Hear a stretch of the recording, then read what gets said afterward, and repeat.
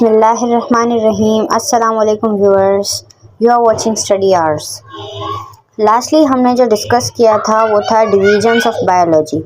अब इसके बाद जो हमारा सब टॉपिक है या जिससे सब हेडिंग, एक और सब हेडिंग है, उसका नाम है branches of biology. Branches of biology में जो डेफिनेशन है वो है modern biology deals with the structure, function and many other descriptions of living things. Modern biology word यहाँ पर क्यों यूज़ हुआ है? यहाँ पर सिंपल बायोलॉजी भी यूज़ हो सकता था। मॉडर्न बायोलॉजी क्यों? क्योंकि मॉडर्न बायोलॉजी जो है इससे मुराद है आजकल की बायोलॉजी, आजकल जदीद ज़माने की बायोलॉजी। क्योंकि ओल्ड बायोलॉजी जो थी ना, उसमें इतनी रिसर्चेज नहीं हुई थी, इतने इन्वेंशंस नहीं थी, इतनी डिस्कवरीज नहीं हुई थी। तो वो जो बायोलॉजी थी वो सिंपल थी, उसमें जो कॉन्सेप्ट्स थे वो भी सिंपल थे और कुछ ऐसा कॉम्प्लिकेट नहीं था। ठीक है, उसके बाद जैसे ही डिस्कवरीज होती गई, न्यू इन्वेंशंस हुई, उसके बाद बायोलॉजी प्रोग्रेस में आई और हमारे सामने अब है 20th सेंचुरी की जो बायोलॉजी है अब। ठीक है, जिसे कहते हैं मॉडर्न बायोलॉजी। अब इसमें जो कॉन्सेप्ट्स हैं वो बिल्कुल सिंपल नहीं है, इसमें कॉन्सेप्ट्स बहुत ही डीप हैं, बहुत ही गहरे हैं, बहुत ही कॉम्प्लिकेट हैं और इनको समझने के लिए बाकायदा बहुत ही डीप स्टडी करनी पड़ती है। तो मॉडर्न बायोलॉजी समझ आ गया। Modern biology deals with the structure, function and many other descriptions of living things. अब मॉडर्न बायोलॉजी में जो स्टडी होती है, इसमें जो लिविंग थिंग्स होती हैं उनकी स्टडी होती है, उनके स्ट्रक्चर की स्टडी, उनके फंक्शंस की स्टडी और उनकी बहुत सारी डिस्क्रिप्शन है, उसकी स्टडी जो होती है वो मॉडर्न बायोलॉजी में होती है। अब modern biology advance research and during the 20th century led to the division of biology into the specialised branches. अब जो एडवांस स्टडी से क्या मुराद है? वही जो रिसर्चेज हुई, जो इन्वेंशंस हुई, जो डिस्कवरीज हुई, उनके बाद जो 20th सेंचुरी की जो बायोलॉजी बनी, उसमें जो बायोलॉजी के बहुत सारी डिवीजन्स रखी गई हैं। ठीक है, बायोलॉजी बहुत सारी ब्रांचेस में क्लासीफाई की गई है। Some important branches of biology are defined लो। अब उनमें से कुछ खास ब्रांचेस जो हैं बायोलॉजी की वो नीचे दी गई हैं। अब कुछ खास इसीलिए कहा गया है क्योंकि इनके अलावा भी ब्रांचेस हो सकती हैं बायोलॉजी की, लेकिन जो मेन और इम्पोर्टेंट जो ब्रांचेस हैं वो ये नीचे दी गई हैं। चलिए बारी बारी डिस्कस करते हैं सबसे पहले क्या है? मॉर्फोलॉजी। मॉर्फ जो वर्ड है वो ग्रीक वर्ड है जिसका मतलब है फार्म या स्ट्रक्चर कह सकते हैं, और लोगोस मतलब डिस्कस और study. The study of external form and structure of living of organisms.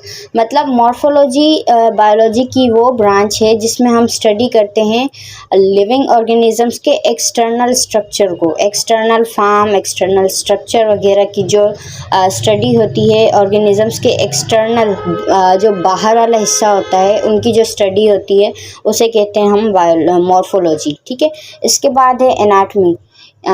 इसे ग्रीक में कहते हैं एना मीन पार्ट और अप, और टॉमी मतलब cutting. The study of internal parts of the living organism by cutting them open. ठीक है, अब इसमें एनाटॉमी में क्या होता है? The study of internal parts of body. मतलब इसमें जो बॉडी के, लिविंग ऑर्गेनिजम्स की जो बॉडी होती है उसके जो अंदरूनी जो पार्ट्स होते हैं ना, उनकी स्टडी होती है एनाटॉमी में। ठीक है, बाय कटिंग देम ओपन। अब अंदरूनी पार्ट्स हैं, हमें ऐसे तो नज़र नहीं आ सकते, मतलब उनको बाकायदा से कट करके एक एक चीज़ को हमें देखना पड़ेगा, उससे समझना पड़ेगा। तो इस ब्रांच को हम कहते हैं एनाटॉमी। मतलब लिविंग ऑर्गेनिजम्स की जो इंटरनल ऑर्गन्स जो हैं, इंटरनल ऑर्गन्स या इंटरनल बॉडी पार्ट्स जो हैं, उनकी स्टडी को हम कहते हैं एनाटॉमी। इसके बाद है सेल बायोलॉजी। सेल जो वर्ड है वो लैटिन वर्ड है जिसका मतलब है कंपार्टमेंट और रूम और अ फ्रेगमेंट और अ पार्ट वगैरह वगैरह। ठीक है, और बायोस मतलब लाइफ, और लोगोस मीन्स स्टडी और डिस्कस। अब ये सेल बायोलॉजी क्या है? The study of cell and its organelles. अब ये बायोलॉजी की वो ब्रांच है जिसमें हम क्या स्टडी करते हैं? सेल को स्टडी करते हैं और सेल के ऑर्गेनल्स को स्टडी करते हैं। अब इसमें है the study of cell and its organelles. Cell तो आप सबको पता है क्या होता है? बेसिक यूनिट ऑफ इनहेरिटेंस या बेसिक यूनिट ऑफ वो बेसिक यूनिट ऑफ लाइफ होता है, फंडामेंटल यूनिट है, structural and functional unit of life है।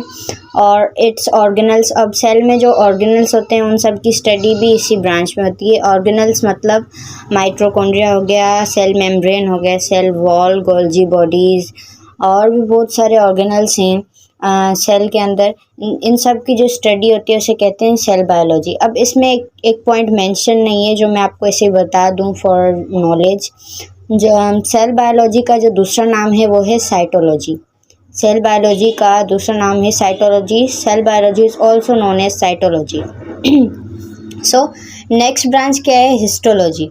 हिस्टोलॉजी में देखते हैं क्या है। हिस्टोलॉजी ग्रीक वर्ड है, histos means tissues and logos means discuss or study. The study of structure of tissues and of plants and animals.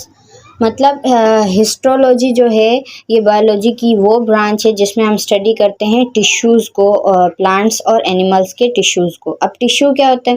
Tissue जो basic unit of life है, cell.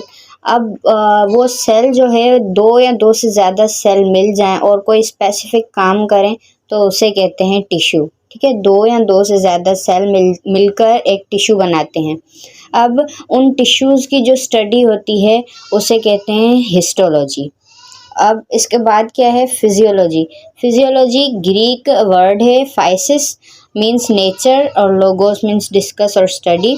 The study about the functions of living organisms. अब physiology में क्या है? Physiology मतलब ये वो branch है बायोलॉजी की जिसमें हम स्टडी करते हैं लिविंग ऑर्गेनिजम्स के फंक्शंस को। ठीक है, लिविंग ऑर्गेनिजम्स जो फंक्शंस परफॉर्म करते हैं उन सब की जो स्टडी होती है, फंक्शंस की जो स्टडी होती है उसे कहते हैं फिजियोलॉजी। लिविंग ऑर्गेनिजम्स जो भी फंक्शंस परफॉर्म करते हैं उनकी स्टडी को हम क्या कहते हैं? फिजियोलॉजी। अब वो फंक्शंस बहुत सारे हो जाते हैं, डाइजेशन हो गया, ब्रीथिंग हो गया, रेस्पिरेशन वगैरह वगैरह, बहुत सारे फंक्शंस है। इनकी जो स्टडी होती है इसको कहते हैं फिजियोलॉजी। तो यहाँ तक बात क्लियर है। So as we know that हमारी एक वीडियो जो होती है उसमें इंक्लूड होता है एक सजेशन ऑफ द डे। तो आज का जो सजेशन ऑफ द डे है वो ये है कि आप लोग ये जो भी ब्रांचेस और डिवीजन्स हैं बायोलॉजी की, ये एक ट्री डायग्राम की सूरत में बनाएं। ठीक है, ट्री डायग्राम की सूरत में।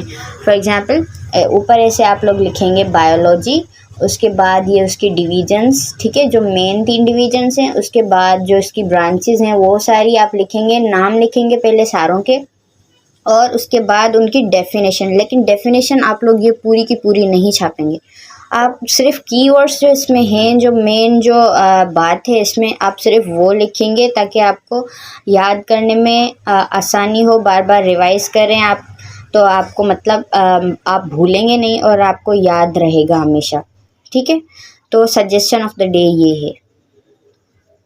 और आपने एक और काम ये करना है कि ये ट्री डायग्राम बनाकर उसको पूरा याद करके फिर आप लोग मुझे कमेंट के थ्रू बताएंगे कि जी हमने ये कर लिया, हमें याद भी हो गई सारी। क्योंकि बहुत सारे बच्चे ऐसे होते हैं जो सिर्फ ये पढ़ लेते हैं, स्टार्टिंग के लेक्चर्स होते हैं बस ठीक है पढ़ लिया, समझ आ गया, ठीक है छोड़ देते हैं। लेकिन ये भी इम्पोर्टेंट है, एज एन MCQ भी आ सकती हैं और क्वेश्चंस के थ्रू भी क्वेश्चन में भी आ सकती हैं। तो इसलिए आप लोग सारी की सारी ब्रांचेस और उनकी डेफिनेशंस अच्छे तरीके से याद कर लें ट्री डायग्राम के थ्रू। ठीक है, तो आप लोग लाजमी मुझे बताएंगे कि आपने ट्री डायग्राम बनाया और याद किया उसके थ्रू या नहीं। ठीक है, अब जो नेक्स्ट ब्रांच है वो है टैक्सोनॉमी। टैक्सोनॉमी ग्रीक वर्ड है टैक्सिस, जिसका मतलब होता है अरेंजमेंट। ठीक है, और nomos means name. The study of rules principles and, एक मिनट चलिए, the study of rules principles and grouping and the naming of the living organisms. अब लिविंग ऑर्गेनिजम्स तो हम बस एक वर्ड है लिविंग ऑर्गेनिजम्स। अब इसमें कितने टाइप के जानदार आ जाते हैं। लिविंग ऑर्गेनिजम्स तो हर सांस वाली चीज़ लिविंग ऑर्गेनिज्म है। ठीक है, हर सांस वाली चीज़ लिविंग ऑर्गेनिज्म है। अब उसमें कितने टाइप के ऑर्गेनिजम्स आ जाते हैं। ह्यूमन बींग आ गए, एनिमल्स आ गए, एनिमल्स में कितने टाइप्स के होते हैं, बर्ड्स आ गए, और उसके अलावा बैक्टीरिया, फंजाई वगैरह, ये सब भी तो लिविंग ऑर्गेनिजम्स हैं। तो अब इन सबको अलग अलग ग्रुप्स में रखना, ठीक है, अलग अलग इन सबको अलग अलग क्लासीफाई करना, सारे इंसानों को एक ग्रुप में रखना, उसके बाद सारे जानवर जो एक किस्म के उनको एक में रखना, दूसरा मतलब सारे जो सिमिलैरिटीज़ की बेस पर उनकी ग्रुपिंग करना, उनको अलग अलग क्लासीफाई करना। ये काम जिस ब्रांच में होता है बायोलॉजी की उसे कहते हैं टैक्सोनॉमी, ठीक है। तो बात समझ आ गई। अरेंजमेंट मतलब तरतीब देना, ठीक है, सही तरतीब से रखना। तो अब लिविंग ऑर्गेनिजम्स तो बहुत टाइप के हैं। अब जो एक जैसे हैं उनको एक अलग में रखेंगे, दूसरे जो सिमिलरिटीज़ हैं वो अलग रखेंगे। ऐसे ही सारे जो ऑर्गेनिजम्स हैं अलग अलग टाइप के, उनको अलग अलग क्लासीफाई करना, ये काम है टैक्सोनॉमी का। इसके बाद चलते हैं नेक्स्ट जो ब्रांच है वो है जेनेटिक्स। जेनेटिक्स क्या है? ग्रीक वर्ड है जीनेसिस, मीन्स डिसेंट और origin, the study of heredity that is transferring of characters from parents to their offspring. मतलब जेनेटिक्स वो ब्रांच है बायोलॉजी की जिसमें हम स्टडी करते हैं हेरिडिटी की। अब हेरिडिटी क्या है? वो सारी इन्फॉर्मेशन जो पेरेंट्स से अपने बच्चों में ट्रांसफ़र होती है, जो पेरेंट्स से उनके बच्चों में ट्रांसफ़र होती है, वो सारी इन्फॉर्मेशन है हेरिडिटी, ठीक है। वो पेरेंट्स से बच्चों में जो ट्रांसफ़र होती है वो सारी इन्फॉर्मेशन कहलाती है हेरिडिटी। अब वो जो स्टडी होती है उस हेरिडिटी इन्फॉर्मेशन की, उस हेरिडिटी की उस सारी इन्फॉर्मेशन की जो स्टडी होती है उसे हम कहते हैं जेनेटिक्स। इसके बाद क्या है? Developmental biology. ग्रीक वर्ड है एम्ब्रियन, मीन्स एम्ब्रियो। एम्ब्रियो जो डेवलपिंग बेबी होता है उसको कहते हैं हम एम्ब्रियो, ठीक है। जो माँ के पेट में बेबी डेवलप हो रहा होता है उसे हम कहते हैं embryo. The study of formation and development of embryo. अब ये बायोलॉजी की वो ब्रांच है जिसमें हम स्टडी करते हैं किसकी? एम्ब्रियो की स्टडी करते हैं, एम्ब्रियो की फॉर्मेशन की, एम्ब्रियो बनता कैसे है, ठीक है। एम्ब्रियो बनता कैसे है और उसकी डेवलपमेंट, उसके जो सारे पहले तो सेल ही होते हैं, ठीक है।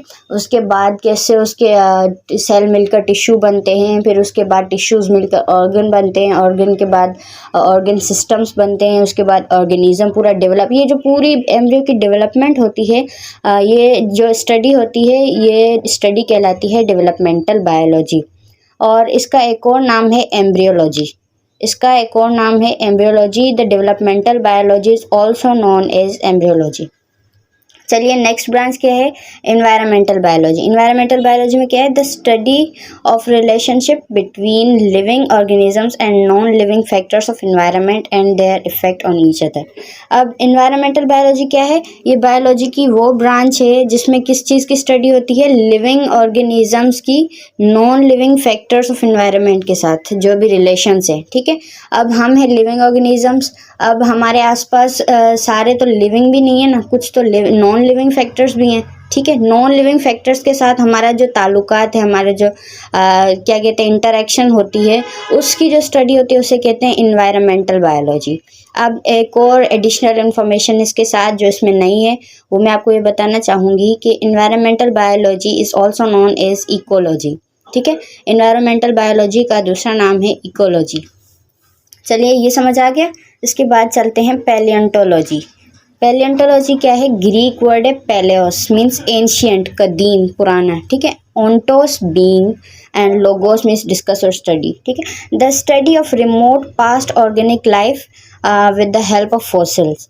पैलियोंटोलॉजी का मतलब ये बायोलॉजी की वो ब्रांच है जिसमें हम उन जानदारों की स्टडी, उन ऑर्गेनिजम्स की स्टडी करते हैं जो किसी टाइम में थे, हज़ारों साल पहले, करोड़ों साल पहले, जितने भी साल पहले थे लेकिन अब वो प्रेजेंट नहीं है, ठीक है। उनकी जो स्टडी होती है उसे कहते हैं हम पैलियोंटोलॉजी। इसकी अगर हम फर्दर डिटेल में जाएं तो फॉसिल्स के थ्रू इनकी स्टडी होती है, ठीक है। फॉसिल्स मतलब एक टाइप के वो मिलते हैं। फॉसिल मतलब कोई भी निशान, कोई भी ऐसी चीज़ जिनके थ्रू हमें कोई क्लू मिले कि पहले इस टाइप के जानदार हुआ करते थे, ठीक है। अब फॉसिल की तस्वीर भी है, वो भी मैं शो करवा दूंगी आपको स्क्रीन पर, ठीक है।